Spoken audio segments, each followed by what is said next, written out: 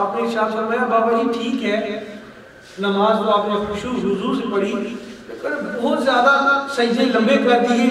شریعت کے اعتدال کو چھوڑ دیا، جو شریعت نے حد مقرر کی ہے اس کو چھوڑ دیا۔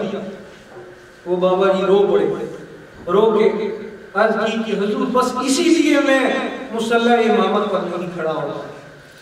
بات یہ ہے کہ جب میں سجدے میں جاتا ہوں سبحان ربی الاعلیٰ کہتا ہوں تو قسم ہے اس پروردگار کی کہ اس وقت تک دوسری دفعہ سبحان ربی الاعلیٰ نہیں کہتا جب تک میرے اور عرش کے درمیان جتنے پردے ہیں وہ اٹھا نہیں دیے جاتے اور مالا اعلیٰ سے آواز نہیں آ جاتی لبیک یا عبدی، اے میرے بندے پکار میں تیری آواز سنتا ہوں۔ اب ان کے سجدے میں ہمارے سجدے میں بس اسی چیز کا نام جو ہے نا وہ روحانیت ہے۔ اللہ تبارک و تعالیٰ نے اپنے بندوں کو اتنا جو ہے وہ طاقت بخشی ہے کہ جب وہ کچھ چیز چاہتے ہیں تو اللہ تبارک و تعالیٰ کا قادر مطلق ہے، ان کی چھوٹی سی خواہش یا ان کا فقط سوچنا وہ تقدیریں چینج کر دیتا ہے، فقط سوچنا تقدیریں چینج کر دیتا ہے۔ حضرت خواجہ معین الدین چشتی اجمیری رحمت اللہ تعالیٰ علیہ، آپ کے بارے میں آتا ہے کہ آپ ایک دفعہ شہر سے باہر جا رہے تھے، اس وقت تو یہ ٹرانسپورٹ اور کنوینس اس طرح کی تو نہیں تھی، بیل گاڑیاں ہوا کرتی تھی، کہیں جگہ پر جانے پر لوگ اس پر سفر کیا کرتے تھے، تو آپ کے ساتھ جو ہم سفر تھا وہ ہندو نوجوان تھا، دو ہی بندے تھے، ایک آپ تھے ایک جو کوچوان تھا وہ ہندو تھا۔ جا رہے ہیں رستے میں آپ نے اسے ارشاد فرمایا کہ بھائی جہاں پر پانی دیکھو نا وہاں پر تھوڑی دیر کے لیے رکنا، ہم نے نماز مغرب ادا کر دی۔ اس نے کہا ٹھیک ہے۔ ایک جگہ چشمہ دیکھا پانی کا، وہ رک گیا، اس نے کہا کہ جو ہے آپ وضو کر لیں، اپنی نماز پڑھ لیں، پانی ادھر ہے سامنے۔ وہ رک گیا سائڈ پر، آپ وضو کرنے لگے، وضو کر رہے ہیں اور ساتھ ساتھ یہ خیال آ رہا ہے کہ یا اللہ معین الدین کی تو آج تک کوئی نماز جو ہے وہ جماعت کے علاوہ نہیں ادا ہوئی، ہر نماز جماعت کے ساتھ ہی ادا ہوئی ہے، تو آج جو ساتھی ہے وہ تو ہندو ہے، تو آج نماز اکیلے ہی پڑھنی پڑے گی۔ بس اتنا خیال آیا، وضو کر رہے ہیں، اتنے میں پاؤں کی چاپ محسوس ہوئی، پیچھے مڑ کر دیکھا تو وہ ہندو جو نوجوان تھا وہ پاس کھڑا ہوا تھا۔ فرمایا کیوں؟ کہنے لگا حضور پتہ نہیں، میں پیچھے کھڑا تھا، میرے دل میں کیا ہلچل سی مچی مجھے نہیں پتا، بہرحال آپ مجھے نا، میں آپ کے ہاتھ پر توبہ کرنا چاہتا ہوں اور مسلمان ہونا چاہتا ہوں، آپ مجھے مسلمان ہونا۔ آپ نے فرمایا ٹائم تھوڑا ہے، جا جلدی کر، جو ہے نا وہاں پر جا کر غسل کر لے اور جلدی جلدی آیا۔ غسل کر کے آیا، آپ نے فوراً اسے کلمہ شہادت اشہد ان لا الہ الا اللہ وحدہ لا شریک لہ واشہد ان محمدا عبدہ ورسولہ پڑھایا اور فرمایا نماز کا وقت جا رہا ہے، تو دیکھتا جا جیسے جیسے میں کرتا ہوں ویسے ویسے ساتھ کرتا جا۔ اللہ تبارک و تعالیٰ نے اپنے پیارے بندوں کو کتنی طاقتیں بخشی، ان کی دعائیں کتنی مستجاب ہوتی ہیں، فرش پر نہیں عرش پر تقدیریں چینج کر دیتی ہیں۔ ابھی یہاں پر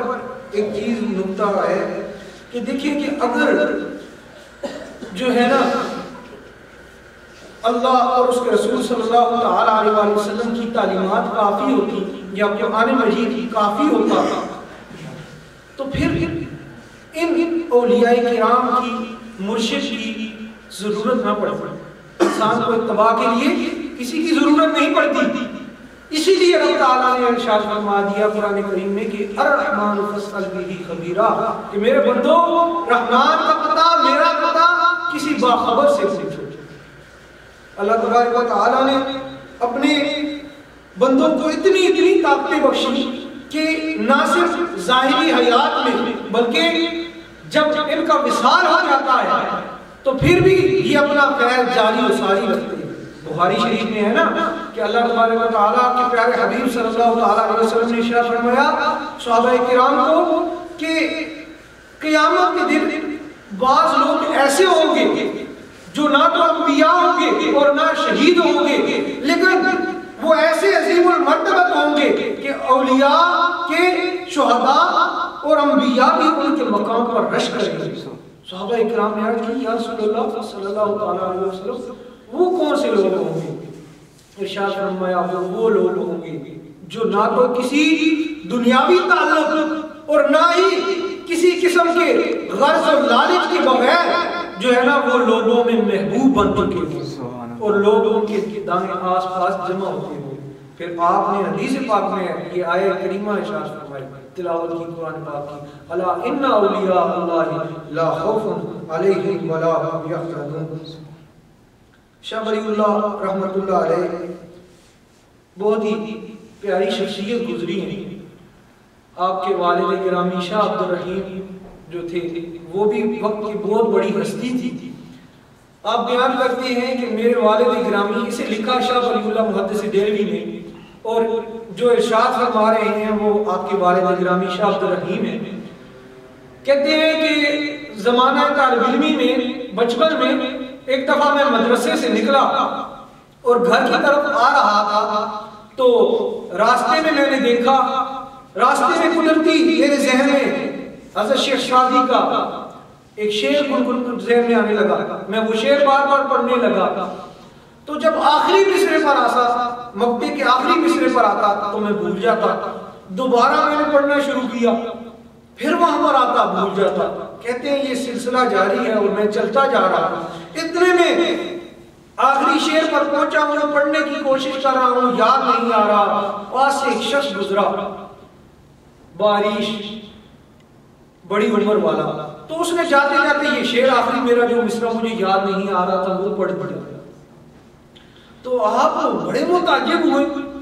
کیسے پتا چلا کہ جو ہے نا میں یہ پڑھ رہا ہوں اور یہاں سے بھول گیا ہوں؟ اتنے میں دیکھا، نگاہ ڈالی تو وہ گلی کے دوسرے کونے میں پہنچ چکا تھا۔ آپ نے آواز دی، اے شخص، اے اللہ کے بندے، ذرا اپنا چہرہ تو دکھا، اپنا نام تو بتا، کتنی بڑی نیکی کی میرے ساتھ، اور اسی طرح جا رہا ہے۔ جب یہ کہا نا تو انہوں نے پلٹ کر دیکھا تو کہا، نورانی صورت تھی، تو کہا ارشاد فرمایا فقیر کو سعدی کہتے ہیں۔ شیخ سعدی کتنا عرصہ پہلے گزر چکے ہیں اور فرماتے ہیں کہ فقیر کو سعدی کہتے ہیں۔ میرے دوستو، اسی لیے اللہ تبارک و تعالیٰ نے ان اولیاء اعظام، صوفیاء کرام، اللہ کی معرفت رکھنے والے ان لوگوں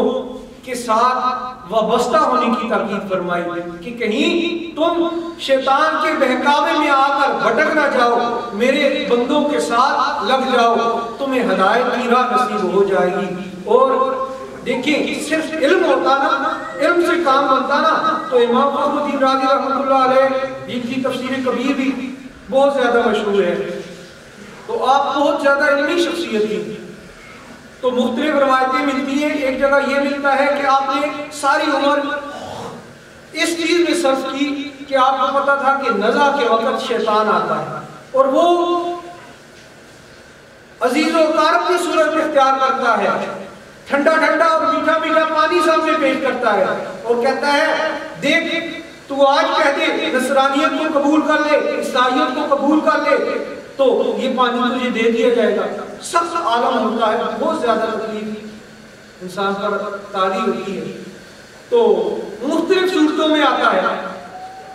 مردوں کی صورت میں آتا ہے جو اس کے عزیز و اقارب میں پہلے سے چلے گئے ہوتے ہیں، کہتا ہے دیکھ ہم نے بھی بڑا غلط کیا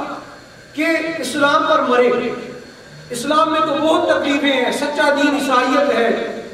نصرانیت ہے، طرح طرح سے دکھاتا ہے، تو اس وقت تو اللہ کے فضل اور مرشد کامل کی نگاہ سے بچا جا سکتا ہے۔ کیسے؟ اتنی بڑی علمی شخصیت امام فخر الدین رازی رحمۃ اللہ